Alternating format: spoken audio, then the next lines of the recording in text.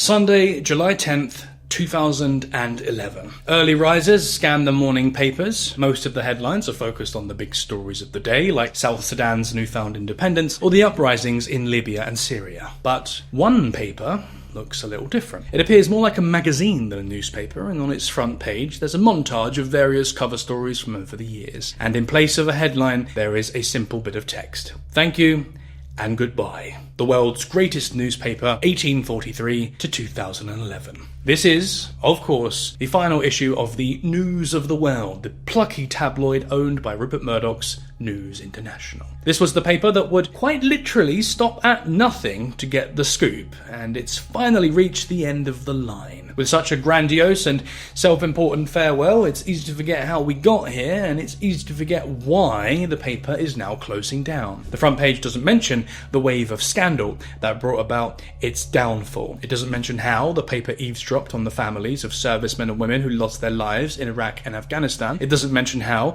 the paper hacked the phones of those injured in the London terrorist attacks of July 2005. And it doesn't mention how the paper accessed the voicemails of murder victims like schoolgirl Milly Dowler. In a sense, it doesn't need to mention any of this. The News of the World has paid the price, it's become the fall guy, and it has died so that others might live. With the paper now consigned to history's dustbin, the stain on the otherwise good character of British tabloid journalism has been erased. The bad guys have been punished, and now life can continue as normal. But is this really the end of the story? Did phone hacking and journalistic malpractice really die with the News of the World? Well, as it turns out, no. Fast forward almost 15 years and the phone hacking story is still well and truly alive. Journalists, editors, and the executives at the very top of the tree are back in the courts defending themselves against accusations of unscrupulous practices and intrusions into privacy. As new evidence comes to light, the full extent of phone hacking is becoming clear. It goes far beyond the News of the World and even far beyond Murdoch's News International empire. But what exactly is going on here? Is it a case of a few bad apples spoiling the crop? Or is it a case of journalistic culture gone bad, or of ambitious reporters going off script and playing fast and loose with morals and ethics? Or is it bigger than this? Is it a case of an entire industry that's rotten to the core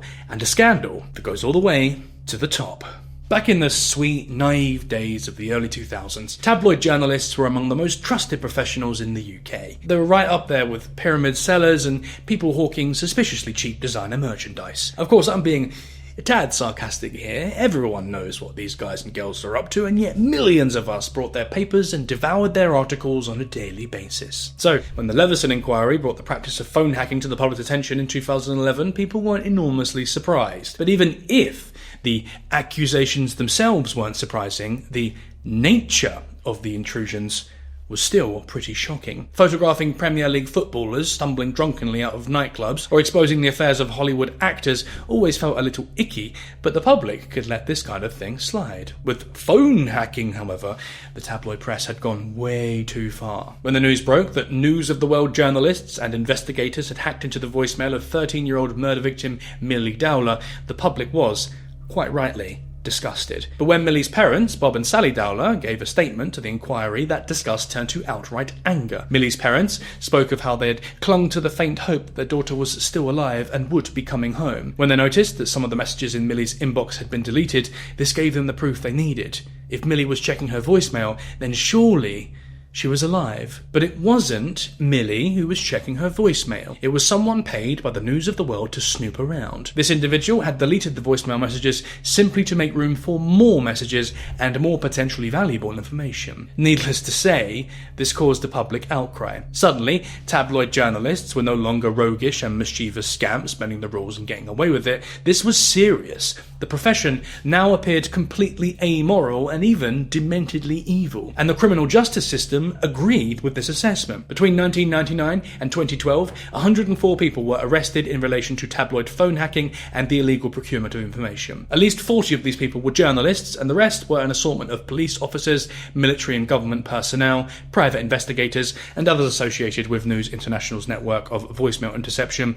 and illegal information procurement. Of these arrests, 32 people were charged and 8 were convicted, with a further 6 convicted for unrelated offences. But many felt that these punishments arrangements had not gone far enough. The News of the World had gone out of business, but its parent organisation, News International, rolled on basically unaffected. Well, actually that's not quite true. The organisation changed its name to NI Group in 2011 and then News UK in 2013, but these names all basically refer to the same thing. They refer to the subsidiary of the Rupert Murdoch media empire that publishes The Sun and The Times. So, while the News of the World went under, other News International papers kept on selling millions of copies every day and making a healthy profit. Concerned that the News of the World had simply been sacrificed as a distraction from the full extent of the scandal, hundreds of phone hacking victims took to the civil courts to pursue their cases. But there's a problem with this. It's expensive to go through the civil courts, and when your opponent is a powerful media empire, the process is kind of like hitting your head against a brick wall. Many of those who tried to pursue civil cases simply didn't have the resources required to see it through. The claimants ran out of money,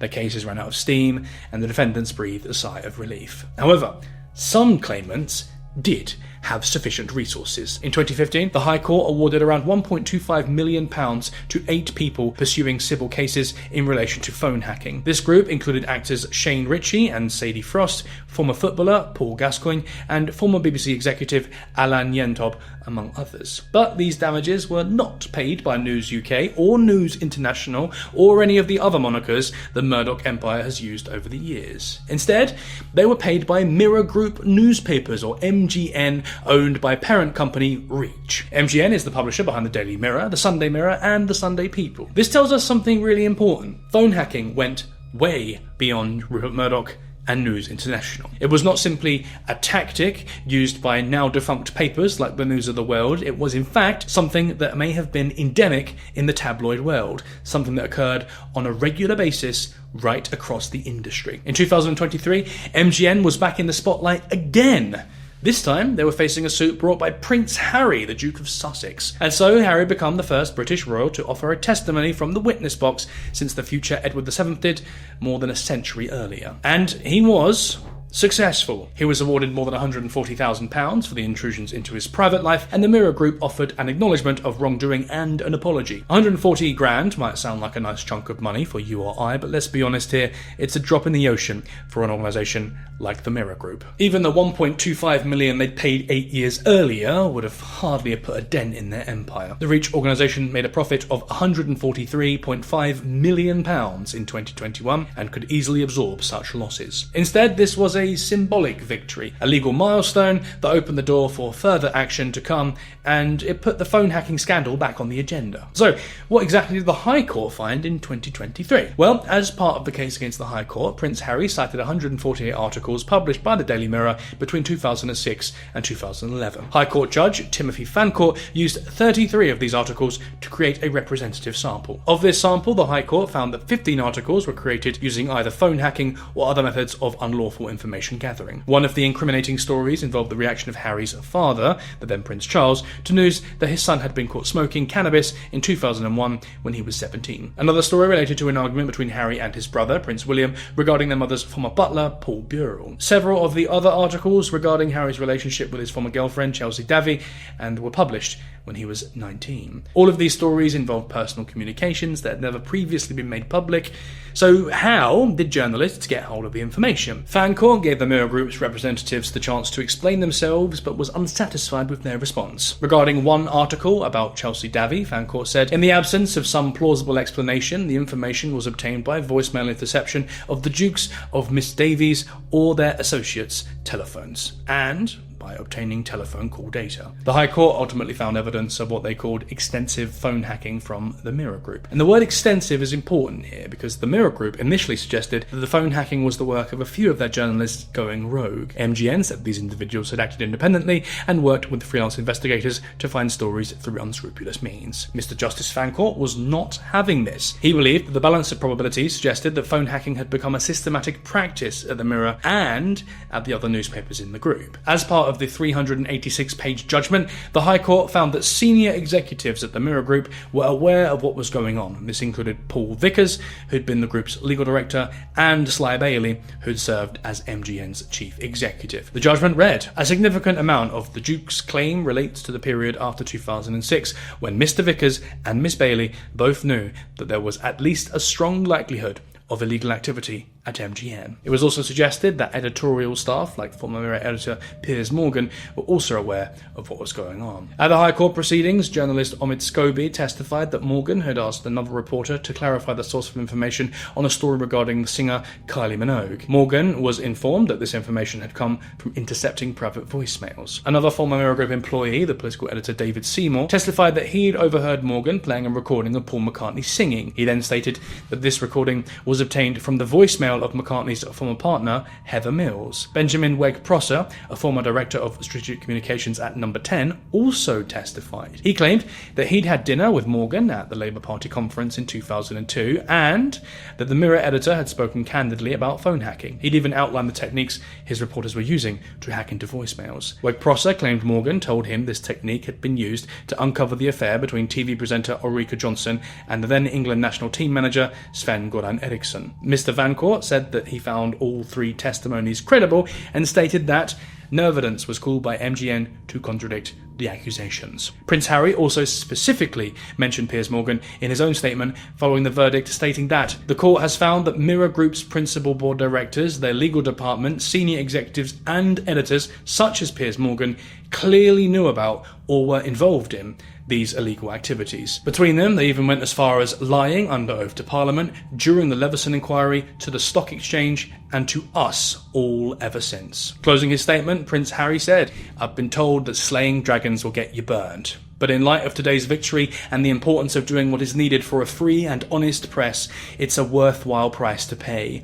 The mission continues." Also featuring prominently in Harry's statement, Morgan gained a new perspective on intrusive reporting when his own privacy was compromised. On December 15th, 2023, he was confronted by journalists outside his home and vociferously denied that he'd done anything wrong. He maintained that he had never personally hacked anyone's phone or voicemail and had never told anyone else to do so. "Nobody has provided any actual evidence to prove that I did," he told the reporters. And whilst figures like Piers Morgan do have every right to maintain their innocence, they also realise that in Prince Harry, they have a dogged adversary. To some, this might seem like the story of a multi-millionaire prince seeking to expand his fortune still further through the civil courts, but Harry sees things a little differently. For him, there's a personal aspect to this fight. In August 1997, Harry's mother, Lady Diana Spencer, was involved in a car crash in Paris while attempting to flee the paparazzi. Photographers reportedly took images of Diana as she lay critically injured in the passenger seat, and then she died of her injuries several hours later. The crash was the grim culmination of years of tabloid obsession with Diana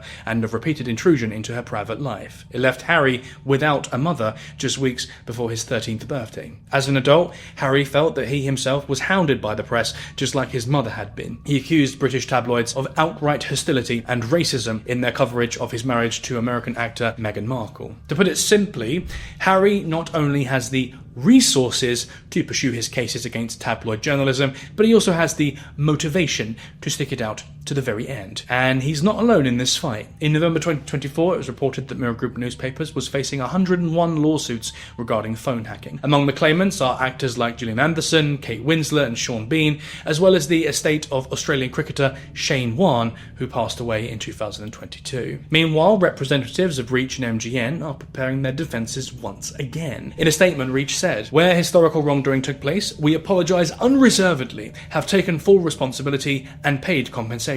Any cases brought after October 2020 are likely to be dismissed, other than where exceptional circumstances apply." But the clash with MGN will have to wait, because in the meantime, Harry and his fellow claimants have another battle on their hands. This was a war on several fronts, and let's not forget that the fight against the Murdoch empire is still ongoing. In 2025, Harry settled out of court with Rupert Murdoch and News International. He and his co-claimant, former Deputy Labour Party leader Tom Watson, received £10 million in costs and damages. At first glance, it seems like this doesn't really tell us anything new. News International were the original bad guys in the phone hacking scandal. It was their loose practices and shady oversight of the News of the World that led to this whole mess in the first place. The fact that other News International properties like The Sun are embroiled in this scandal is hardly surprising. However, the airing of these cases in the open court has brought new evidence to light. Journalist Nick Davies, who helped expose the phone hacking scandal more than a decade and a half ago, has reported on the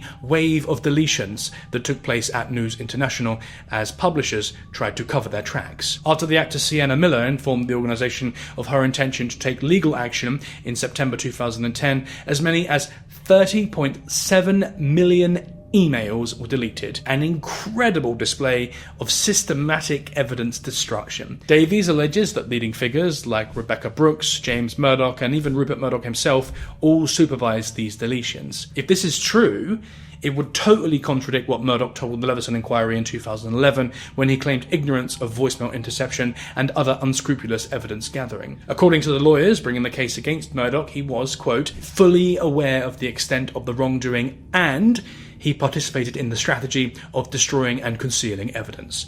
He was fully aware that his evidence, the inquiries, committees and reviews investigating phone hacking were false. So, even with the token settlements from Reach and the somewhat larger settlement from News International, the cases may not yet be closed. If the courts believe that phone hacking has gone all the way to the top, that editors and executives were knowingly and systematically using this tactic to get their stories, we could yet see more heads roll before the case runs its course. Of course, as stated above, all of those accused continue to maintain their innocence. But there is still one more twist in the phone hacking tale. On their mission to purge the British tabloid press, Harry and his co-claimants have their sights set on another target. And this target is Associated Newspapers, better known as the publisher of the Daily Mail. Harry will sue AN alongside 6 other claimants, including singer Elton John, actor Sadie Frost, and political activist and life peer Baroness Doreen Lawrence. In fact,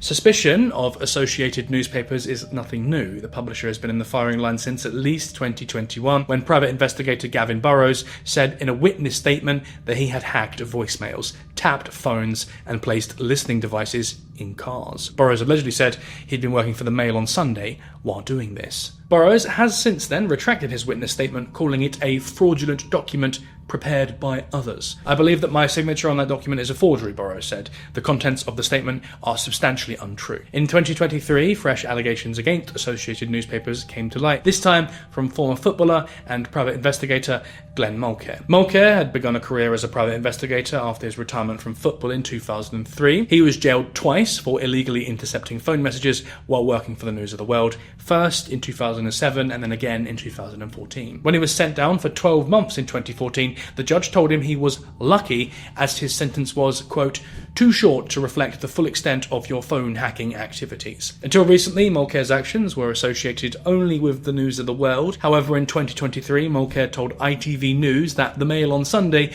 also paid the investigator for illegally procured information. Again, Associated Newspapers deny this, but the trial is set to commence in 2026. So, after a flurry of accusations, denials, settlements and judgments, where do we stand with the phone hacking case? Well, as we approach the 15th anniversary of the Leveson inquiry and the end of the News of the World, there are still many questions yet to be answered. As cases are still ongoing, this particular scandal still has a long way left to run, and we can't point the finger of guilt at anyone specific, at least not yet. But some aspects of the case did seem pretty clear. Phone hacking did happen on a regular basis, and illegally sourced information found its way into the newsrooms across the country. Just how much editors and executives know about it, or if they know about it at all, remains to be seen, because that's for the courts to decide. But what's for sure is this: for far too long, certain journalists, private investigators, and other individuals let their ambition get the better of them. They forgot all about their morals and ethics, and they went in search of an easy payday. In doing so,